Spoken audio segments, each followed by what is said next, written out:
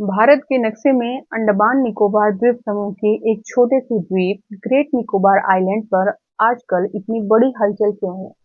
आखिर क्यों इसका विरोध हो रहा है? क्या सच में देश के किसी पूंजीपति को फायदा पहुंचाने की कोशिश है या कुछ और कारण है? आखिर क्यों सरकार यहाँ हजारों करोड़ का ग्रेट निकोबार डेवलपमेंट प्रोजेक्ट बना रही है? क्या ये सिर्फ एक पोर्ट और एयरपोर्ट का प्रोजेक्ट है या फिर इसके पीछे छिपा है दुनिया के सबसे व्यस्त समुद्री रास्ते में से एक स्ट्रेट ऑफ मलक्का पर कंट्रोल का सबसे बड़ा खेल?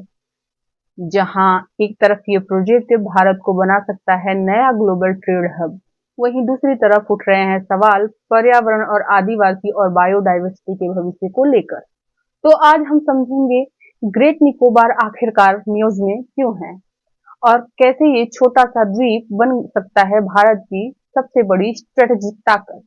जी हाँ, मैं हूं नेहा और आप देख रहे हैं एक्सप्लेन कॉन्सेप्ट, जहां हम सभी कॉन्सेप्ट को एक्सप्लेन करते हैं। आज हम बात कर रहे हैं भारत के एक ऐसे रणनीतिक क्षेत्र की जो सिर्फ भौगोलिक ही नहीं बल्कि वैश्विक रूप से, राजनीतिक रूप से, व्यापारिक रूप से महत्वपूर्ण चर्चा का केंद्र बन चुका है। आइए जानते हैं इसकी भौगोलिक स्थिति। अंडमान निकोबार द्वीप समूह बे ऑफ बंगाल में स्थित है। यह द्वीप 6 डिग्री उत्तर से 14 डिग्री उत्तर अक्षांश और 92 डिग्री पूर्व से 94 डिग्री पूर्व देशांतर के बीच फैले हुए हैं। यानी भारत की मुख्य भूमि से दूर होने के बावजूद यह क्षेत्र समुद्री दृष्टि से एक हॉटस्पॉट पर स्थित है, जहां से पूरे दक्षिण पूर्व एशिया की गतिविधियों पर नजर रखी जा सकती है। मलक्का जलडमरू मध्य का कनेक्शन इन द्वीपों की सबसे बड़ी ताकत है। यह वही समुद्री मार्ग है जो इंडियन ओशियन को पैसिफिक ओशियन से जोड़ता है। दक्षिण पूर्वी एशिया का लगभग 30 से 40% समुद्री व्यापार इसी रास्ते से होकर गुजरता है। इसलिए अंडमान निकोबार भारत के लिए एक निगरानी चौकी यानी मैरीटाइम सर्विलांस हब की तरह काम करता है। सीधी बात यह है कि जो मलक्का को समझता है और मॉनिटर करता है, वही एशिया के व्यापार की नब्ज पकड़ता है और भारत इस खेल में तेजी से आगे बढ़ रहा है। अब फोकस करते हैं ग्रेट निकोबार आइलैंड पर, जो इस द्वीप समूह का सबसे बड़ा रणनीतिक द्वीप बन चुका है। यह स्थित है गलथिया आइलैंड, जो इन दिनों चर्चा में है। भारत सरकार यहाँ एक बड़ा ट्रांसशिपमेंट पोर्ट प्रोजेक्ट विकसित करने की योजना बना रहा है। यह पोर्ट सीधे मलक्का रोड के बेहद करीब होगा। इसका मतलब भारत अब सिर्फ उपभोक्ता नहीं बल्कि वैश्विक व्यापार का हब बनने की दिशा में कदम बढ़ा रहा है। लेकिन एक बड़ी चुनौती भी, यह इलाका इन्वायरमेंटली सेंसिटिव है। यहाँ दुर्लभ लेदरबैक सी टर्टल नेस्ट बनाते हैं, इसलिए विकास और पर्यावरण के बीच संतुलन सबसे बड़ा सवाल बन गया है। अंडमान निकोबार अब सिर्फ एक पर्यटन स्थल नहीं रहा, यह भारत का फॉरवर्ड मिलिट्री बेस है। यह ग्लोबल ट्रेड का गेटवे बन रहा है और इंडो पैसिफिक रीजन में शक्ति संतुलन का केंद्र बन चुका है। आने वाले समय में ग्रेट निकोबार प्रोजेक्ट भारत को एक मैरीटाइम सुपर पावर बनने की दिशा में निर्णायक भूमिका निभा सकता है। आइए जानते हैं ग्रेट निकोबार प्रोजेक्ट क्या है।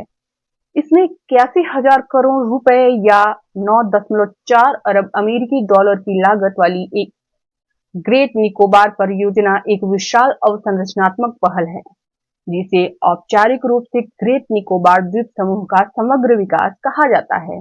नीति आयोग द्वारा परिकल्पित इस परियोजना का उद्देश्य 166 वर्ग किलोमीटर के रणनीतिक समुद्री केंद्र का विकास करना है, जिसमें कंटेनर ट्रांसशिपमेंट टर्मिनल, अंतर्राष्ट्रीय हवाई अड्डा, टाउनशिप और विद्युत संयंत्र शामिल होंगे।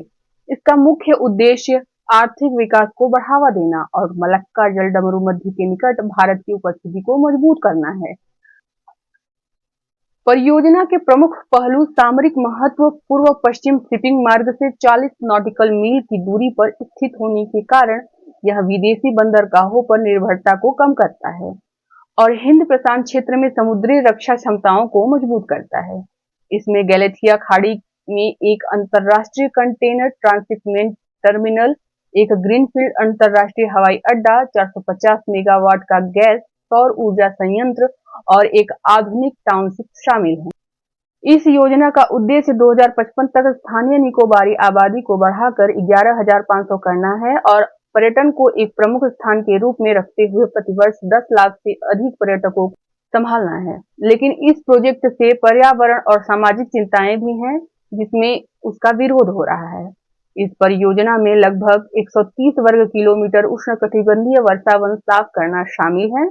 अनुमानों के अनुसार 7.11 लाख से लेकर 1 मिलियन से अधिक पेड़ काटे जा सकते हैं, जिससे एक जीवमंडल अभ्यारण्य प्रभावित होगा, जैव विविधता का नुकसान होगा।